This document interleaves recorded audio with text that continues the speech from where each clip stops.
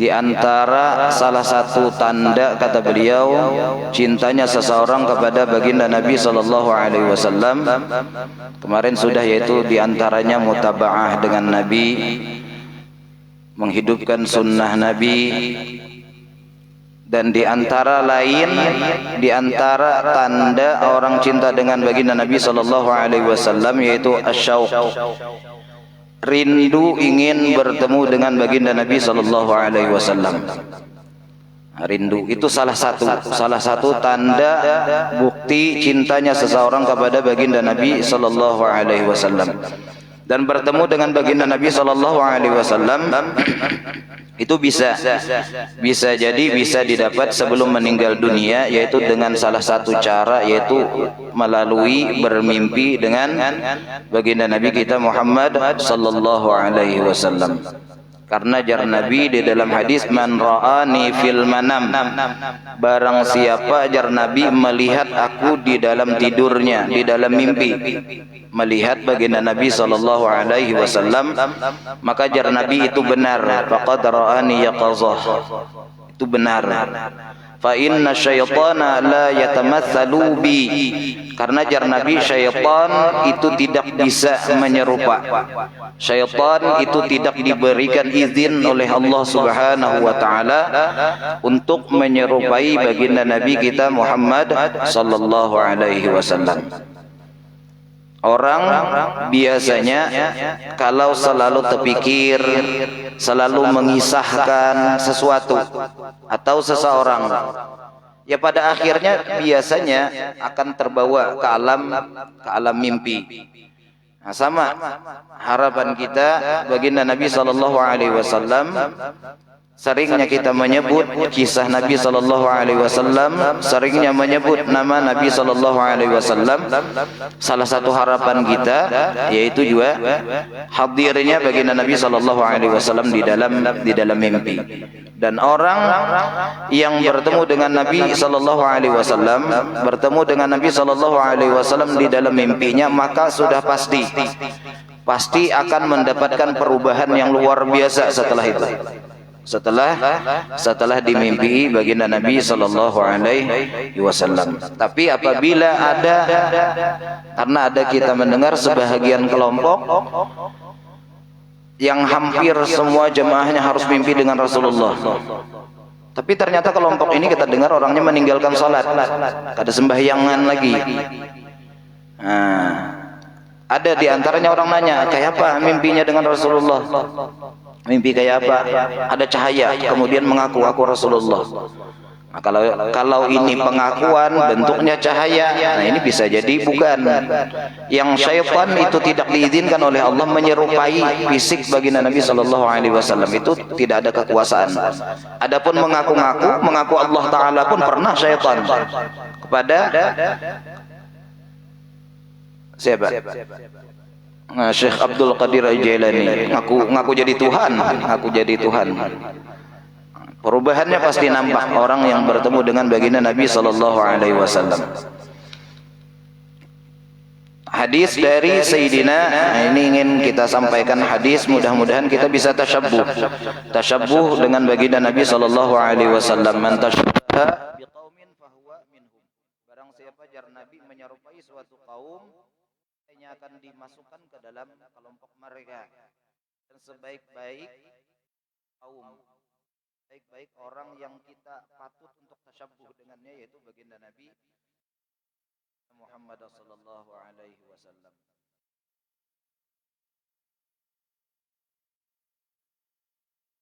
Jangan kita tinggalkan sepenuhnya. Tutraku kullu. Ada sesuatu yang tidak bisa kita kerjakan semuanya, ya jangan ditinggalkan semuanya. Pahala orang yang mengikuti sunnahnya Nabi sallallahu alaihi wasallam.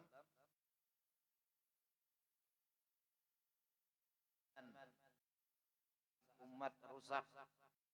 Qaimu bi sunnati 'inda fasadi ummati lahu ajru mi'ati syahid. Orang yang menghidupkan sunnahku jar Nabi, saat rusaknya umat, maka orang itu akan dapat pahala sama dengan 100 orang mati syahid. Bismillahirrahmanirrahim. An Wa'il ibni Hujr radhiyallahu ta'ala anhu. Anna an-nabiy sallallahu alaihi wasallam kana idza raka'a farraja baina asabi'ihi wa idza sajada dhamma asabi'ahu. Rawahu. Antara kesunahan Nabi sallallahu alaihi wasallam yang biasa beliau kerjakan di dalam salat. Sunnah Nabi sallallahu alaihi wasallam di dalam salat. Kata Sayyidina Wa'il bahwasanya Nabi sallallahu alaihi wasallam apabila beliau rukuk, farraja baina asabi'i, maka beliau akan merenggangkan jari tangan ketika rukuk itu Nabi sallallahu alaihi wasallam merenggangkan. Wa idza dhamma wa idza sajada, dan apabila Nabi sallallahu alaihi wasallam sujud, dhamma asabi'ahu, Nabi akan merapatkan jari jemari beliau. Jadi sunnah ketika kita salat untuk merapatkan jari yang semuanya kita arahkan semuanya ke arah kiblat, semuanya jari jemari rapat dalam semua posisi salat kecuali pada dua tempat. Pertama ketika takbiratul ihram sunnah renggang tangan jari jemari. Yang kedua sunnah telapak tangan itu dihadapkan ke kiblat, renggang, kemudian telapak tangan arahnya ke kiblat. Yang ketiga mencondongkan sedikit jari jemari, condong pada tegak dan arahnya ke kiblat, kada mereng. Artinya seandainya kita kadang angkat tangan pun takbir, ya bahasa sah atau tidaknya salat sah aja. Dan kita ingin alaihi wasallam Nabi sallallahu alaihi wasallam selalu merapatkan jari jemari kecuali pada dua tempat. Satu ketika takbiratul ihram, yang kedua ketika rukuk. Raka'a farraja asabi'i baina asabi'i. Apabila beliau rukuk, maka beliau akan merenggangkan jari rukuk. Dan ketika takbir, tapi takbir ini kada terlalu renggang, sedang aja. Selain daripada itu maka sunnah hukumnya merapatkan jari jemari ketika duduk iftirash, duduk antara dua sujud. Ketika sujud, dari jemari kita ini sunnah tepat. Dan ingat di dalam hati, kita ingat ketika kita melakukan sunnah Nabi sallallahu alaihi wasallam, cara yang biasa dilakukan oleh Nabi sallallahu alaihi wasallam di dalam hati kita. Merapatkan semua jari jemari kecuali pada ketika takbiratul ihram dan ketika beliau. Dan yang kedua di antara sunnah Nabi sallallahu alaihi wasallam di dalam salat yaitu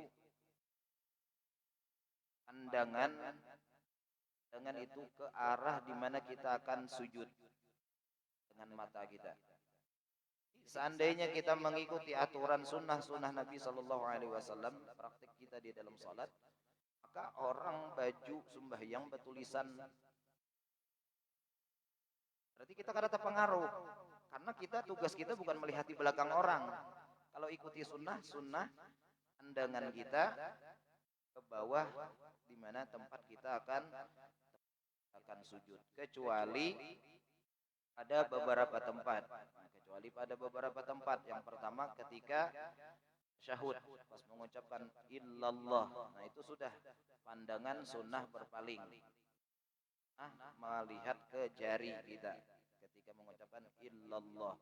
Dan ketika kunut, baca kunut subuh, nazilah, maka sunnah pandangan mata kita ke telapak tangan. Selain daripada itu maka sunnah pandangan mata kita ke tempat di mana kita akan sujud. Adapun posisi ketika sujud, kemana pandangan mata? Beda pendapat ketika kita sujud, pas sujudnya. Nah, ada sebagian mengatakan sunnah melihat ke hidung. Sunnah membuka mata. Secara umum sunnah membuka mata ketika kita melaksanakan salat kada beberapa jam.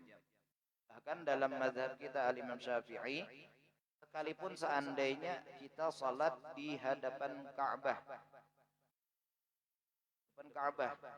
tetap sunnahnya kita melihat pandangan mata kita ke tempat di mana kita akan sujud. Makruh, jarang ulama makruh hukumnya salat dalam keadaan bepejam. Karena bepejam ini semuanya kelihatan. Kunci rumah kelihatan, di mana andaknya. Lauk di rumah yang tadi ditinggalkan kada habis makan, tahu. Semuanya, sandal kita di luar kelihatan. Maka makruh hukumnya salat dalam keadaan bepejam, dan sunnah hukumnya membuka mata, kecuali nanti pasti ada pengecualian, kecuali ada sesuatu yang bakal menyibukkan kita, merubah kekhusyuan kita di dalam salat kalau kita terus buka mata. Misalkan ada anak kecil main atau apa di hadapan tempat sujud kita, nyoba balik melihat muha kita, memaini kita. Nah, itu kan keadaannya terkecuali gitu. Nah, maka itu boleh pejam mata untuk menjaga kekhusyuan. Selain daripada itu, tanpa ada uzur yang mendatang, maka sunnah hukumnya salat dengan membuka mata. Jadi dua dah. Satu, tangan kita rapat semua tempat kecuali takbiratul ihram dan ketika rukuk. Tadi ketika takbir renggang, condong, dan telapak tangan hadapnya ke kiblat. Kemudian hadis yang kedua, an Abi Hurairah radhiyallahu ta'ala anhu qala kana Rasulullah sallallahu alaihi wasallam idza faragha min qiraati ummil Qur'an rafa'a sautahu wa qala amin. Ini biasa kita kerjakan, adalah kebiasaan Nabi sallallahu alaihi wasallam apabila selesai membaca daripada surah Al-Fatihah, Nabi sallallahu alaihi wasallam akan membaca amin. Dan ini insyaallah kita baca aja semuanya amin. Cuman amin ketika kita sedang melaksanakan salat berjamaah, dan salatnya itu salat jahar, salat yang nyaring, subuh, zuhur, maghrib, isya. Maka kesunahan mengucap amin ini harus seirama. Artinya seirama, jangan ada yang lebih awal dan jangan ada yang lebih akhir. Amin, tapi masih ada amin belakang. Sunnahnya bersamaan. Bahkan kita kalau di pondok disuruh praktek, ketika kedengaran pas di dalam salat ada yang terlambat aminnya terlambat, jadi disuruh praktek di luar salat supaya seragam amin, karena itu sunnahnya. Dan si imam pun membaca amin. Kadang ada juga imamnya waladhdallin, berdiam aja, dengari jawaban makmum aja. Imam pun sunnah mengucap amin. Adapun kalau salat zuhur ataupun asar, kebiasaan Nabi sallallahu alaihi wasallam ketika beliau membaca surah, maka akan ada beberapa ayat yang beliau baca nyaring sedikit gitu. Kan bacanya pelan zuhur asar. Tapi ada beberapa surah yang Nabi bacakan nyaring untuk diperdengarkan kepada makmum. Misalnya kayak ini.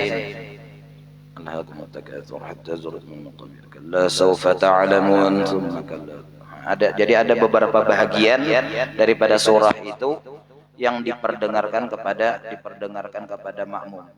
Jadi makmum tahu, imam ini baca surah ini. Jadi si orang datang terlambat takbir, imam baca surah ini, aku bisanya mengira, aku ini sempat kayaknya baca doa iftitah yang pendek. Oh ini surah ini pendek aja, aku kada sempat. Jadi langsung aja masuk ke Fatihah. Jadinya bisa mengira. Dan itu sunnah. Dan itu kebiasaan yang dilakukan oleh baginda Nabi sallallahu alaihi wasallam. Jadi sallu kama raaitumuni usalli, salatlah kalian biar Nabi sebagaimana kalian melihat aku salat. Kita kada pernah kita melihat Nabi sallallahu alaihi wasallam. Cuman daripada beberapa riwayat hadis yang kita sampai kepada kita yang diriwayatkan oleh para sahabat Nabi sallallahu alaihi wasallam yang mereka melihat langsung praktik salatnya Nabi sallallahu alaihi wasallam. Oh, seperti ini gitu nah, seperti ini. Ketika berdiri dari awal Nabi sallallahu alaihi wasallam berdiri, maka Nabi meluruskan kaki, lurus kaki mengarah ke kiblat. Jadi dari kaki lurus ke kiblat, sudah lurus ke kiblat. Adapun jaraknya, kalau jarak itu disebutkan di dalam kitab-kitab ya sejengkal. Cuma sejengkal ini kita kada bisa juga terlalu patok buta, harus sejengkal. Karena masalah nanti kalau orangnya gemuk banget, sejengkal aja pas tasyahud nanti tak angkat orang kanan kiri. Jadi boleh aja lebih gitu nah, jangan terlalu fanatik harus sejengkal, mau kur sejengkal aja. Posisi badan kira-kira dengan postur tubuh kita aja gitu nah kesunahannya. Karena hendak sejengkal aja sedangkan bahu kita lebar. Pas tasyahud orang di samping tak angkat kena. Jadi ini beberapa kesunahan dan banyak lagi sunnah Nabi sallallahu alaihi wasallam di dalam salat. Ya paling kada ini kita ada tambahan ilmu, ini bisa kita amalkan, masya Allah. Satu kita ulangi, satu merapatkan jari jemari di dalam salat. Semuanya arah ke kiblat kecuali takbiratul ihram dan ketika rukuk tadi renggang. Kalau takbir dan rukuk renggang. Yang kedua, pandangan mata kita semuanya fokuskan ke arah di mana kita akan sujud kecuali ketika baca doa qunut dan ketika tasyahud bacaan illallah sampai salam. Ketiga, sunnah kita membaca amin secara bersamaan. Ini kan praktik kita setiap hari aja nih dalam salat. Praktik kita di dalam salat setiap hari. Tapi kita niat di dalam hati mengikuti apa yang pernah dilakukan oleh baginda Nabi sallallahu alaihi wasallam, mengikuti cara yang dilakukan oleh Nabi sallallahu alaihi wasallam. Mudah-mudahan man tasyabbaha biqaumin fahuwa minhum. Mudah-mudahan dengan berkah kita tasyabbuh, meniru dengan Nabi sallallahu alaihi wasallam, kita dimasukkan bersama dengan baginda Nabi kita Muhammad sallallahu alaihi wasallam. Amin Allahumma amin. Mungkin sekian yang bisa disampaikan. Kalau ada salah ataupun khilaf ataupun penyampaian yang kurang pas disampaikan, mohon ampun dan maaf. Mudah-mudahan Allah Subhanahu wa taala meridai kita semuanya. Amin Allahumma amin. Al-Fatihah. أعوذ بالله من الشيطان الرجيم. بسم الله الرحمن الرحيم. الحمد لله رب العالمين الرحمن الرحيم مالك يوم الدين إياك نعبد وإياك نستعين اهدنا الصراط المستقيم صراط الذين أنعمت عليهم غير المغضوب عليهم ولا الضالين آمين. بسم الله الرحمن الرحيم. الحمد لله رب العالمين. اللهم صل وكرم وعظم على سيدنا محمد الأمين وعلى آله وصحبه أجمعين. اللهم انفعنا بما علمتنا وزدنا علما. اللهم اهدنا بهداك واجعلنا ممن يسارع في رضاك ولا تولنا وليا سواك ولا تجعلنا ممن خلف أمرك وعصاك. وحسبنا الله ونعم الوكيل ولا حول ولا قوة إلا بالله العلي العظيم. وصلى الله على سيدنا محمد وعلى آله وصحبه وبارك وسلم. الحمد لله رب العالمين. السلام عليكم ورحمة الله وبركاته.